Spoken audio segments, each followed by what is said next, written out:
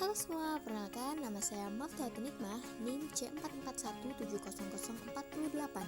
Di sini saya akan menjelaskan kenapa sih perlu dilakukan penanganan ikan di atas kapal, lalu bagaimana caranya. Yuk kita simak video berikut ini. Kenapa sih ikan harus ditangani di atas kapal?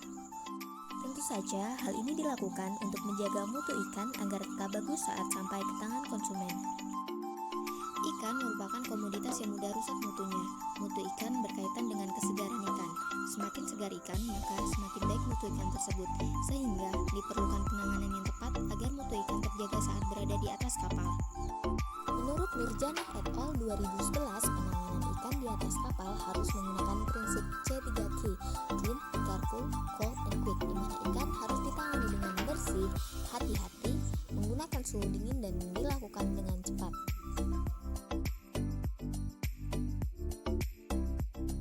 Proses atau prosedur penanganan ikan di atas kapal harus dilakukan dengan baik agar kualitas ikan tetap terjaga. Adapun tahapan prosesnya yaitu A. Sortasi, B. Tahap penyiangan, C. Tahap pencucian, dan D. Tahap penyimpanan.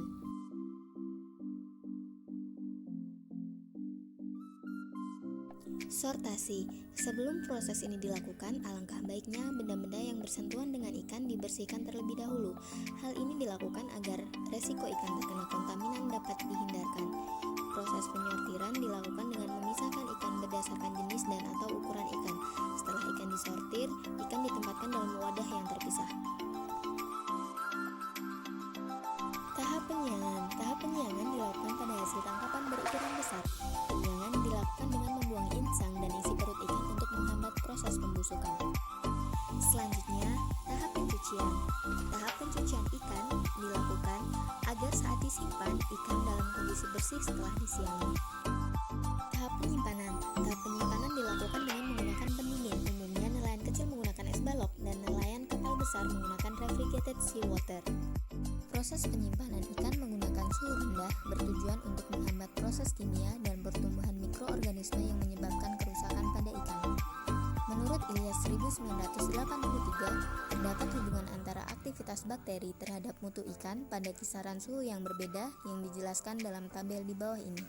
Pada suhu 25 derajat Celcius sampai dengan 10 derajat Celcius, aktivitas bakteri yang terjadi sangat cepat sehingga menyebabkan mutu ikan cepat menurun dan daya awetnya hanya berkisar antara 3 sampai 10 jam. Pada suhu 10 derajat Celcius sampai dengan 2 derajat Celcius, aktivitas bakteri yang terjadi kurang cepat, mutu ikan kurang cepat menurun dan daya awetnya 2 hingga 5 hari. Pada suhu 2 derajat Celcius sampai dengan minus 1 derajat Celcius, aktivitas bakteri yang terjadi jauh berkurang, sehingga mutu ikan penurunannya agak dihambat dan daya awet ikan 3 sampai 10 hari.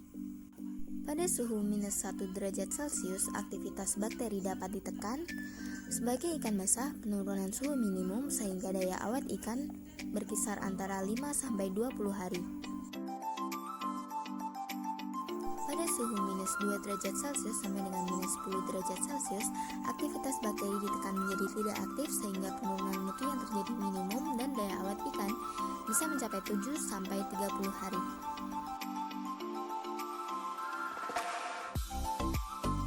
Pada suhu minus 18 derajat Celcius, aktivitas bakteri menjadi tidak aktif sehingga mutu ikan lebih baik dalam kondisi beku dan daya awetnya bisa mencapai 1 tahun. Nah, itu tadi sedikit ulasan mengenai pentingnya penanganan ikan di atas kapal. Bagaimana teman-teman? Apakah sudah dipahami? Apabila ada pertanyaan, silahkan tulis di kolom komentar ya. Terima kasih sudah menyaksikan video ini. See you next time. Bye-bye.